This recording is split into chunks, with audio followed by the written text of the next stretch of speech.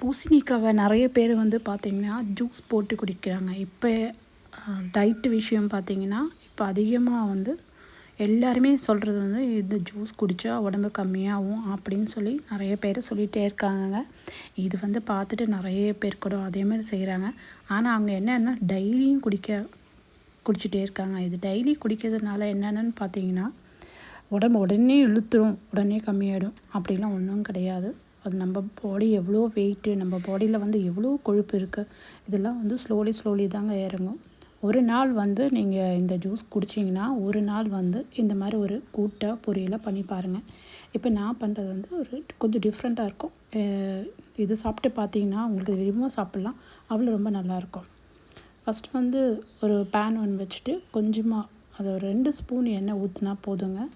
கொஞ்சமாக வந்து தேங்காய் எண்ணெய் ஊற்றிக்கிட்டு அதுக்கப்புறமா கடுகு, உளுத்தம்பருப்பு எல்லாமே போட்டுட்டு பச்சை மிளகா, கறிவேப்பிலையும் கொஞ்சமாக வந்து வெங்காயத்தை போட்டுட்டு நல்லா வதக்கிட்டு அதுக்கப்புறமா பார்த்திங்கன்னா இந்த கட் பண்ண பூசணிக்காவை போட்டுடலாம். அதுவும் நல்லா வதக்கணும்.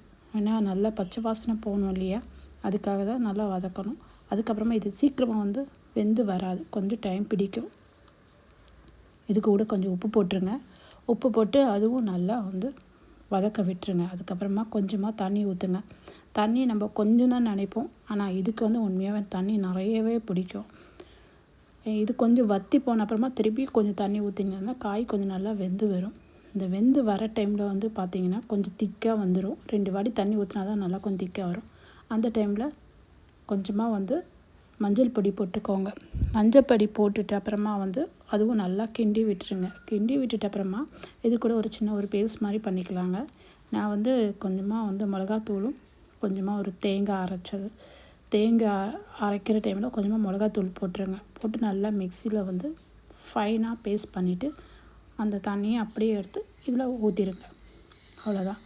இது நல்லா வந்து கொஞ்சம் திக்காக வர வரைக்கும் நம்ம இந்த தண்ணியை இறக்கணும் கொஞ்சம். அப்போ தான் ரொம்ப நல்லாயிருக்கும்.